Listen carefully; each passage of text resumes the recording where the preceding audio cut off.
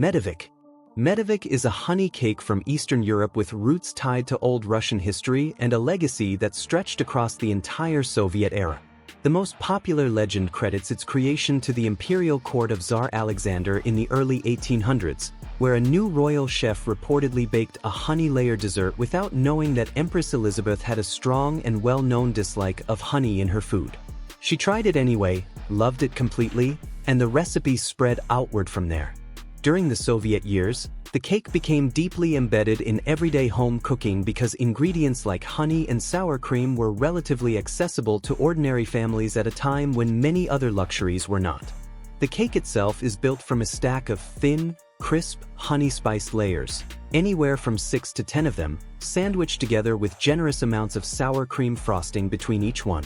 One of the most unusual things about Medovik is how dramatically its texture changes over time. When freshly assembled, the cake is almost crunchy and noticeably firm. But as it rests in the refrigerator overnight, the sour cream seeps slowly into each layer, softening the entire structure until the cake becomes extraordinarily tender and almost melting. The result carries a faint tang from the cream and a deep, caramel-like sweetness from the baked honey. The outside is typically covered in fine crumbs made from trimming the baked layers, giving it a rough, earthy appearance that contrasts beautifully with how delicate the interior actually is. ## New York Cheesecake, the purest expression of dairy. Unlike the lighter, airier cheesecakes found across Europe, the New York version is deliberately dense, rich, and almost custardy in its consistency. The ingredient driving that texture more than anything else is a substantial quantity of cream cheese. The style as it is known today is largely attributed to Arnold Rubin, a German-born restaurateur who opened a string of delis and restaurants in New York in the early 20th century. Rubin claimed he tasted a cheese pie at a dinner party and spent years refining what would eventually become the iconic version, leaning heavily on cream cheese rather than the cottage or farmer's cheese used in older, more traditional recipes. The base is built on a pressed graham cracker crust that provides a slightly sweet, crumbly contrast to the filling sitting above it. Cream cheese, eggs, sugar, and vanilla are beaten together until completely smooth, then baked low and slow, often in a water bath to keep the heat even and prevent the surface from cracking. The top should be pale, smooth, and just barely set when it comes out of the oven. As it cools, the interior firms into something that sits between a custard and a mousse, with a richness that coats the palate in a way few other desserts can match. There is no elaborate flavoring beyond vanilla and sometimes a touch of lemon, and no whipped cream topping in the original version. The point is the pure dairy weight of the cake itself. Jewish delicatessens across Manhattan popularized it through the mid-20th century, and places like Junior's in Brooklyn have been serving essentially the same recipe since 1950. ## Lapis Legit. 30 layers of colonial history. Lapis Legit is an Indonesian spice layer cake with roots that go back directly to Dutch colonial rule in the East Indies. The Dutch brought European baking practices with them to Indonesia, and Dutch families living in the region began incorporating local spices that were extraordinarily valuable commodities at the time. The result was a cake packed with cinnamon, cloves, and star anise, giving it a warm, deeply aromatic quality that sets it apart from any conventional European cake. Because it takes so much time, skill, and expense to produce, Lapis Legit is traditionally reserved for important celebrations such as Christmas, Eid, or Lunar New Year, and it is considered a prestigious gift precisely because of the patience and technique involved. Each layer, sometimes 30 or more, is baked individually under a broiler before the next is poured and carefully pressed on top, and the process can take several hours from start to finish. The texture is extraordinarily dense and moist, closer to a firm pâté in structure than a conventional cake. Each mouthful carries the warmth of those layered spices against a backdrop of intensely buttery richness. Egg yolks make up a significant proportion of the batter, sometimes 20 or more per cake, which contributes both to the deep golden color and to the cake's almost waxy, fudge-like consistency. ## Kouign-Amann. The accident that became Brittany's greatest export. Kouign-Amann is a rich, buttery pastry from the Brittany region of France that many people consider one of the most indulgently buttery desserts in the world. Its name simply means butter cake in the Breton language. It was invented in 1860 by a baker named Yves Scordia in the town of Douarnenez, and according to local accounts, it was created almost entirely by accident during a period when flour was scarce but butter and sugar were plentiful. Scordia reportedly tried to salvage a batch of bread dough that had not risen properly by folding large quantities of salted butter and sugar through it, using a technique similar to the method used for laminated pastry doughs. When he baked it, the outside turned dark, crispy, and deeply caramelized, while the inside remained soft and filled with flaky, pull-apart layers. A traditional Kouign-Amann follows a remarkably simple ratio of roughly 40% dough, 30% butter, and 30% sugar. During baking, the sugar melts and transforms into a crunchy caramel shell while steam from the butter forces the layers of dough apart. The result is simultaneously flaky, sweet, and intensely rich in a way that is very difficult to replicate outside a proper lamination. Originally baked as a single large round cake meant to be shared, the town of Douarnenez remains fiercely proud of it and maintains a dedicated group for protecting the traditional method. #Raindrop Cake. The dessert that vanishes in 30 minutes. Mizu Shingen Mochi, commonly translated as raindrop cake, is a Japanese confection made primarily from water and agar, a plant-based gelling agent derived from seaweed. The result is a near-perfectly transparent sphere that resembles a giant water droplet, almost completely clear and extraordinarily delicate in both appearance and flavor. It was developed by Kouign-Amann, a confectionery shop in Yamanashi Prefecture, and introduced around 2014. The concept was deliberately and radically minimal. The water used comes from snowmelt in the Japanese Alps, which is notably soft and clean in a way that actually contributes something perceptible to the taste. Sugar content is kept extremely low so that the natural quality of the water remains detectable. Traditionally, it is served with a drizzle of Tiramisu, a dark sugar syrup made from blackstrap-style cane sugar, and a dusting of kinako, which is roasted soybean flour. Those two accompaniments are what provide any real substance in terms of flavor, because the sphere itself contributes almost nothing beyond a faint coolness and a texture that dissolves on the tongue within seconds of contact. Kouign-Amann advises eating it within 30 minutes of being made, after which it begins losing its shape and collapsing back into liquid. That fragility became a significant part of its appeal when photographs circulated on social media around 2016, and the dessert went viral internationally before being quickly replicated by bakeries in New York and across Europe, often using tap water and powdered gelatin in place of agar, which changes both the texture and the taste considerably. #Baumkuchen.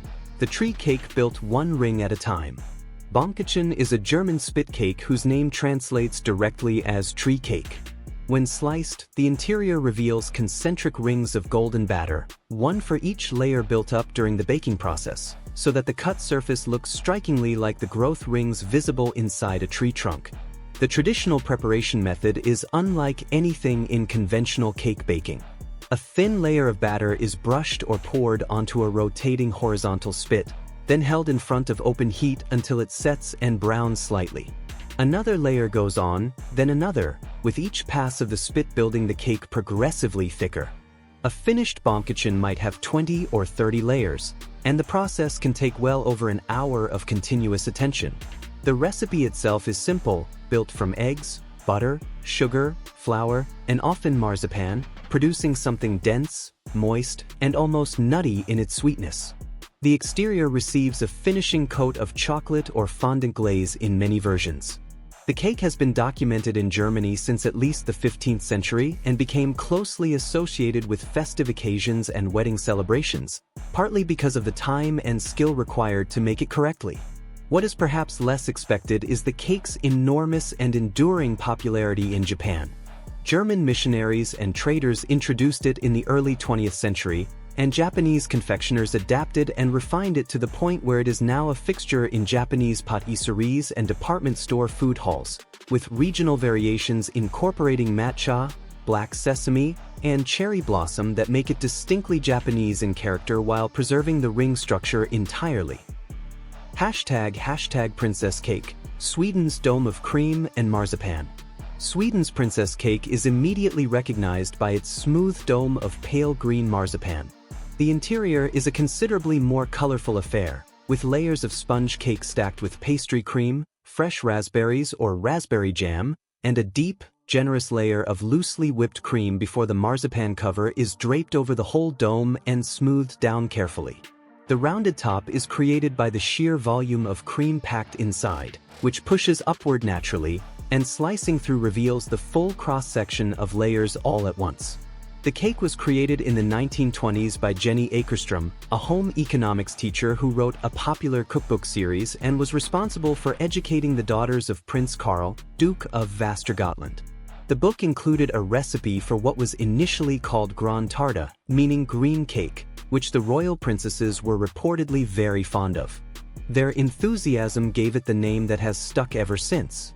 It became a Swedish institution, and today the third week of September is officially designated as Princess Cake Week in Sweden, during which bakeries compete for the best version and sales spike noticeably across the country. The marzipan covering is functional as well as visually striking. It acts as a seal, holding the cream and filling intact and slowing moisture loss, which means the cake holds its structure considerably better than a cream-covered dessert normally would. #Sfouf, the Lebanese cake that needs no eggs and no fuss. Sfouf is a Lebanese turmeric cake with a deep, vivid yellow color that comes from the generous amounts of ground turmeric blended into the batter.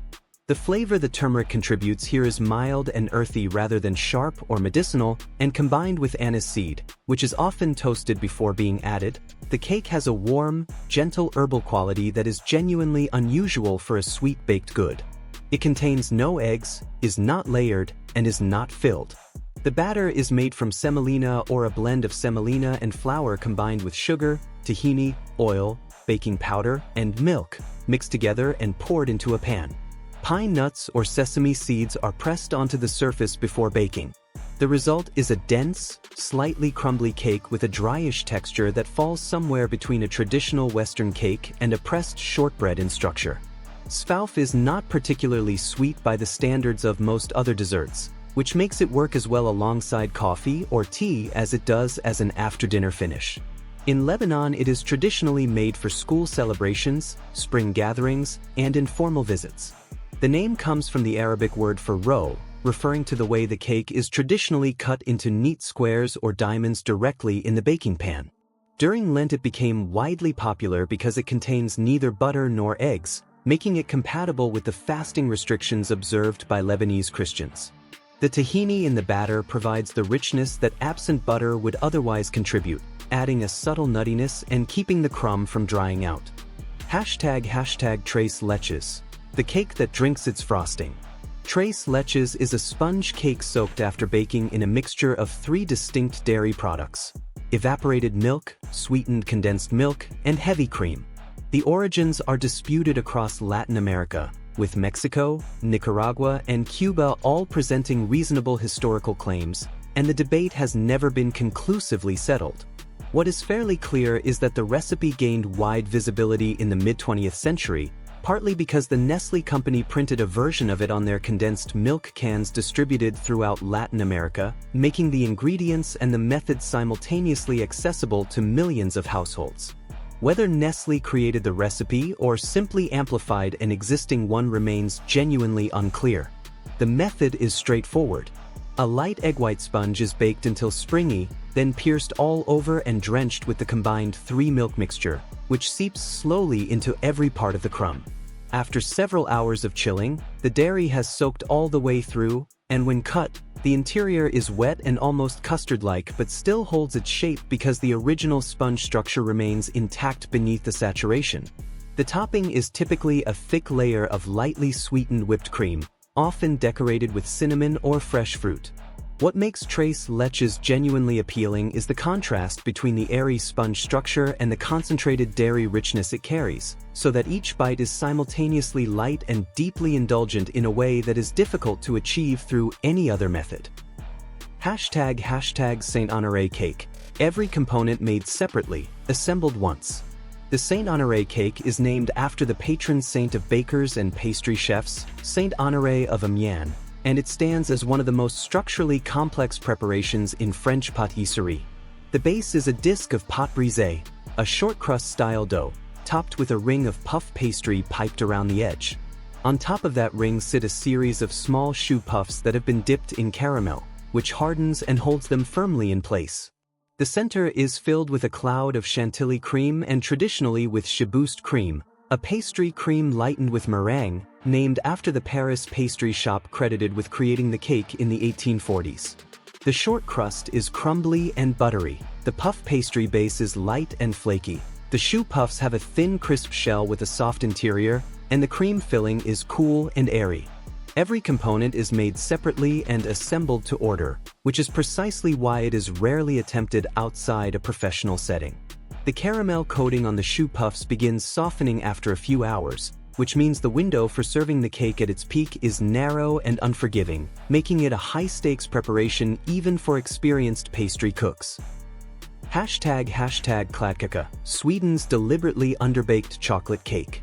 Kladdkaka means sticky cake in Swedish, and the name is an accurate description of exactly what this cake is designed to be. It is a Swedish chocolate cake that is intentionally underbaked, leaving the center gooey, dense, and intensely fudgy in a way that a properly set cake would never achieve. The batter is simple: butter, eggs, sugar, cocoa powder, flour, and vanilla, with no leavening agent of any kind. The mixture is thick and almost brownie-like in consistency before it goes into the oven, and it is baked just long enough for the outside to form a thin, lightly crisp crust while the center remains essentially liquid. The origin of Kladdkaka as a distinct Swedish cake is generally traced to the 1980s, when Swedish food magazines began publishing recipes for it. It spread quickly because it is fast, forgiving about precise measurements, requires no special equipment, and produces a result that satisfies a chocolate craving more completely than more elaborate preparations. It became the default bake for anyone in Sweden who needs to bring something to a gathering on short notice. It is served warm alongside whipped cream or vanilla ice cream that melts slightly from the residual heat. Some versions add espresso powder to deepen the chocolate character, and others incorporate cardamom, which works particularly well given that Sweden's baking tradition has a deep and long-standing affection for the spice. #Ube Cake, the Philippines' most recognizable purple. Ube is a purple yam native to the Philippines with a vivid violet color that has become one of the most visually distinctive ingredients in Filipino baking. In its most recognizable form, ube cake is a chiffon or sponge cake built from ube halaya, a slow-cooked sweetened yam paste used as both a flavoring agent and a filling throughout the layers. The flavor is distinct from regular sweet potato or purple sweet potato, carrying a mild nuttiness, a faintly vanilla-like quality, and an almost floral sweetness that is gentle rather than cloying. The color can range from soft lilac to deep violet depending on how much ube is used and how it has been processed. Purple yam has been present in Filipino desserts for centuries, long before it became an element of modern layer cakes, and over time local bakers combined traditional Filipino ingredients with Western-style baking techniques to create the ube cakes recognized today. One of the best-known versions is Ube Coconut Cake, which features layers of purple sponge filled with sweet yam paste and topped with soft strips of preserved coconut, combining two deeply rooted Filipino ingredients in a single celebration cake. #Isfahan, a flavor combination that redefined modern pastry. The Isfahan is a modern French dessert created by the celebrated pastry chef Pierre Hermé, often described as the Picasso of pastry for the unusual and precise ways he combines flavors. The dessert brings together three main elements: rose, raspberry, and lychee, in a combination that was largely unprecedented in formal pastry when it first appeared. Its name comes from the city of Isfahan in Iran, historically known for its beautiful gardens and intensely fragrant roses. Hermé developed the concept in the 1980s while working in Paris, spending months adjusting the proportions until the three elements balanced without any one of them dominating. The most recognized version uses two large pink macarons flavored with rose as the outer shells, filled with fresh raspberries, rose cream, and sweet lychee fruit arranged inside. It is designed to be visually striking, typically finished with a rose petal and a glossy drop of syrup on the surface. The taste is simultaneously sweet, floral, fruity, and gently tart, with the lychee adding a cool, almost ethereal quality that keeps the rose from becoming heavy. Since its introduction, the flavor combination has moved well beyond the original format, appearing in croissants, ice creams, and large celebration cakes. It is now widely considered one of the most influential flavor combinations introduced to modern pastry in the last 40 years. ## Black Forest Gateau. Chocolate, cream, and a cherry liqueur requirement. Black Forest Cake is a rich chocolate and cream cake from the Black Forest region of southwestern Germany, built from layers of dark chocolate sponge, generous quantities of whipped cream, and sour cherries typically soaked in Kirschwasser, a cherry brandy distilled from local fruit. In Germany and across much of Europe, the cake cannot legally be labeled as Black Forest Cake unless it contains that specific cherry liqueur, a protection that reflects how seriously the regional identity of the dessert is taken. The exact origin remains debated, but the creation is most commonly attributed to pastry chef Joseph Keller, who is said to have developed it in 1915 while working at a cafe near the German city of Bonn. One of the more compelling observations about the cake is that its visual composition, dark chocolate layers, white cream, and bright red cherries, bears a notable resemblance to the traditional folk costume of the Black Forest region, which featured black fabric, white blouses, and vivid red pom-poms on the hat. Whether or not that parallel was intentional, it became part of how the cake is understood culturally. Through the 20th century, the cake spread internationally as German immigrants carried the recipe outward, and today it is a bakery staple in countries that had no prior connection to the Black Forest or its traditions. ## Croquembouche. The tower that has to be eaten before it falls. A croquembouche is a French celebration cake built from a tower of choux pastry puffs stacked into a cone shape and held together with threads of pulled caramel. The name means crunch in the mouth in French, which is an accurate description of what happens when the caramel-coated puffs are eaten. It is the traditional centerpiece of French weddings and First Communion celebrations, serving the same ceremonial function that a tiered wedding cake fulfills in other cultures. A properly constructed croquembouche for a large gathering can stand 50 centimeters tall or more, draped in a web of golden sugar threads that catch and refract the light around them. The base is typically a disc of nougatine or almond pastry, and each individual choux puff is filled with pastry cream before being dipped in caramel and set in place. Edible decorations including candied almonds, sugar flowers, and ribbon are added as finishing details. Serving the cake requires physically breaking apart the structure, pulling the caramel-bonded puffs away from the cone by hand.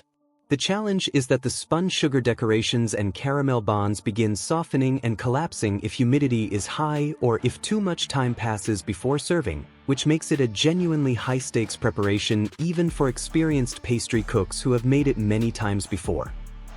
## Battenberg Cake. The checkerboard with a royal origin story. Battenberg Cake is a classic British tea-time dessert known for its colorful checkerboard interior and its thick outer layer of sweet almond marzipan. When cut, the interior reveals 4 squares of pink and yellow sponge held together with apricot jam, a visual that is entirely distinctive and immediately recognizable. According to popular legend, the cake was first made in 1884 to celebrate the marriage of Princess Victoria to Prince Louis of Battenberg, with the 4 squares said to represent the 4 Battenberg princes, though older versions of the cake reportedly had 9 squares before the simpler design became standard. The cake reflected the German-style baking traditions of the Battenberg family during a period when Britain and Germany maintained close royal connections. During the First World War, anti-German sentiment in Britain intensified significantly, and the family changed their name to Mountbatten, but the cake kept its original name without controversy and has retained it ever since. The flavor is straightforward but genuinely comforting, combining soft buttery sponge with the sweet, nutty quality of marzipan in a pairing that has required no improvement in over a century. ## Bienenstich, the honey almond cake with a legend attached. Bienenstich, which translates directly as bee sting cake, is a German cake whose name comes with a story attached, though the story's truth has never been confirmed. One account traces it to the 15th century, when bakers from the German town of Andernach supposedly pelted attackers from a neighboring town with beehives, repelled the raid, and baked a honey cake to celebrate the victory. Whether or not that account is accurate, the cake fits the name because of its topping, a mixture of butter, honey, sugar, and sliced almonds cooked together until thick and glossy before being spread over the dough, then caramelized during baking into a crunchy, golden, sticky crust that cracks cleanly when sliced. The cake beneath the topping is made from a soft yeasted dough enriched with butter and eggs, giving it a texture somewhere between sweet bread and a soft enriched bun, lighter